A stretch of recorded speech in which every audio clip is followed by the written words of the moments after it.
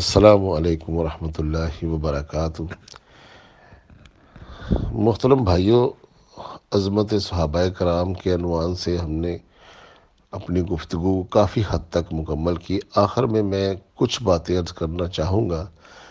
ہو سکتا ہے کہ آپ کو یہ باتیں کڑوی لگیں، یا آپ کو یہ قابل قبول نہ ہو، یا آپ کو کوئی پہلی مرتبہ بتا رہا ہو، لیکن سچ ایک ایسی چیز ہے کہ جس کو بتانے میں نہ اللہ کوئی آر کرتے ہیں نہ اللہ کے رسول، اور ہمیں بھی اللہ اور اس کے رسول کی سنت پر ہی چلنا چاہیے۔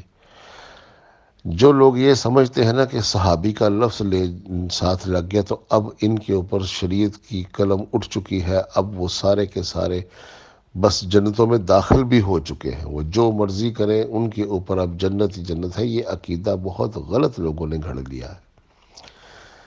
ناراض نہ ہوئیے گا، آپ کو میں صرف بخاری مسلم سے آپ کے ساتھ بات کروں گا، یا قرآن سے آپ کے ساتھ بات کروں گا۔ بخاری شریف میں حدیث ہے کہ مدھم نامی ایک صحابی رسول غزوہ خیبر میں نبی علیہ الصلوۃ والسلام کے ساتھ موجود تھے۔ انہوں نے انفال میں سے ایک چادر چوری کر لی، اور اسی جنگ میں انہیں ایک تیر لگا اور وہ شہید ہو گئے۔ صحابہ کرام نے باقاعدہ مبارکیں دیں کہ شہادت ہے۔ اللہ کے نبی نے فرمایا تم شہادت اور جنت کی بات کرتے ہو، میں دیکھ رہا ہوں کہ آگ کی چادر مدھم کو لپیٹے ہوئے ہے۔ صحابہ کرام پر سکتہ طاری ہو گیا۔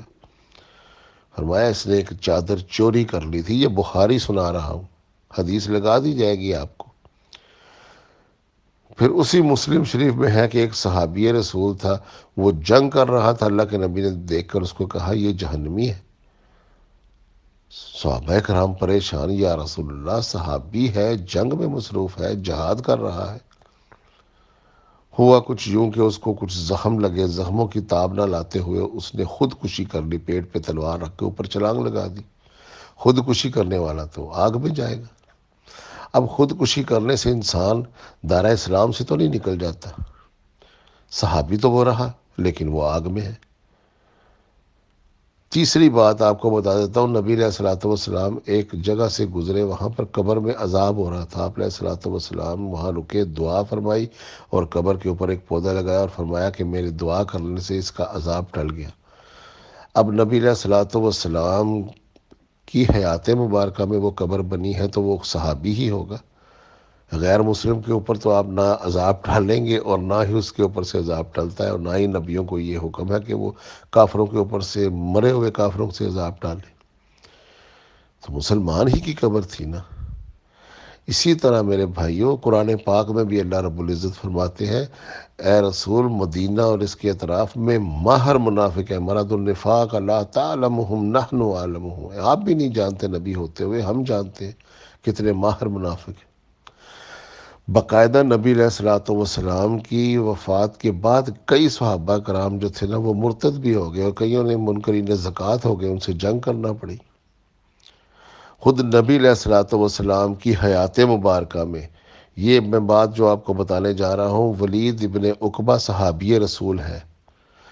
جتنی بھی سیرت کی، جتنی بھی قرآن کی تفاسیر لکھی گئی ہیں، کسی مسلک سے، دیوبندی ہو، بریلوی ہو، وہابی ہو، شیعہ ہو، جتنی بھی آج تک میں نے دیکھی قرآن پاک کے ترجمے اور تشریحات، ان میں اس جا فاسق والی جب ایک فاسق خبر لے کر آئے تو تحقیق کر لیا کرو، ایسا نہ ہو کہ تم کسی کے اوپر زیادتی کر بیٹھو۔ ولید ابن عقبہ کو زکوٰۃ لینے کے لیے بھیجا، راستے میں سے مڑ کے آ گیا اور کہا جو وہ منکرین زکوٰۃ ہو گئے۔ اللہ کے نبی نے جہاد کی تیاری شروع کر دی۔ ادھر جو تھا فرشتے آ گئے، انہوں نے آ کے وہی سنائی نبی علیہ الصلوۃ والسلام کو، اور یہ کل دنیا میں جتنے شارحین ہیں وہ کہتے ہیں یہ آیت ولید ابن عقبہ نے یہ عمل کیا تو اتری۔ اب وہ صحابی رسول بھی ہے، اور نبی علیہ الصلوۃ والسلام بھیجتے ہیں اور آ کے جھوٹ بولتا ہے اللہ کے نبی سے، کیا وہ سیدھا جنت میں چلا جائے گا؟ اچھا اگر آپ کہیں جی اس نے معافی مل گئی، تو حضرت عثمان کے دور میں کوفے کا گورنر بنایا، شراب پی کے نماز پڑھا ڈالی، یہ مسلم شریف میں لکھا، بلکہ اور بھی ہر حدیث کی کتاب میں آیا۔ حضرت عثمان نے اس کو معذور کر کے اس کو سزا دی کہ جو شراب پی کے نماز پڑھا دی۔ صحابی رسول ہے ولید بن عقبہ، کیا کریں اب؟ حدیثوں کو کہاں لے جائیں؟ اس لیے لوگوں نے آپ کے ہاتھوں سے بخاری مسلم چھین کر فضائل اعمال اور بہشتی زیور پکڑا دیے۔ سچائیاں تو یہاں لکھی ہیں، قرآن میں آؤ، قرآن کہتا ہے منکم من یرید الدنیا منکم من یرید الآخرہ۔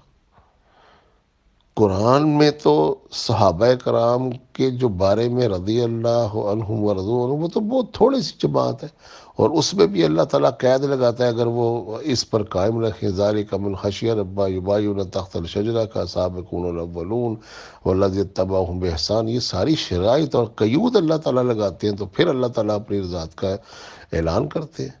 یہاں یہ کہہ دیا جاتا ہے کہ بس صحابیت تو بخشا بخشا ہے۔ جو میں نے پیچھے آپ کو ہر حدیث بخاری مسلم کی سنائی ہے، اس میں دیکھے تو صحیح، اللہ کے نبی کہتے ہیں ایک جماعت مجھ پر پیش کی جائے گی، میں انہیں پہچان لوں گا، وہ مجھے پہچان لیں گے۔ صحابی ہے نا، پہچانتے ہیں، اللہ کے نبی کہیں گے اصحابی اصحابی، دیوار کر دی جائے گی، ان کو حوض کوثر سے ہٹا دیا جائے گا، رسول اللہ فرمائیں گے یا اللہ یہ تو میرے اصحاب ہیں۔ آواز آئے گی آپ کے جانے کے بعد انہوں نے دین میں تبدیلیاں کر دی تھیں، یہ نہیں کہا گیا کہ کافر ہو گئے تھے، دین میں تبدیلیاں کر دی تھی، رہے صحابی ہی لیکن یبدل فی الدین۔ تو اللہ کے نبی خود فرمائیں گے سحقن سحقن لمن غیر بعدی، سحقن سحقن لمن بدل بعدی، لے جاؤ ان کو مجھ سے دور جنہوں نے میرے بعد تبدیلیاں کر دی۔ صحابی رہے، مسلمان رہے، لیکن غلط کام کیے تو حوض کوثر سے ہٹا دیے گئے۔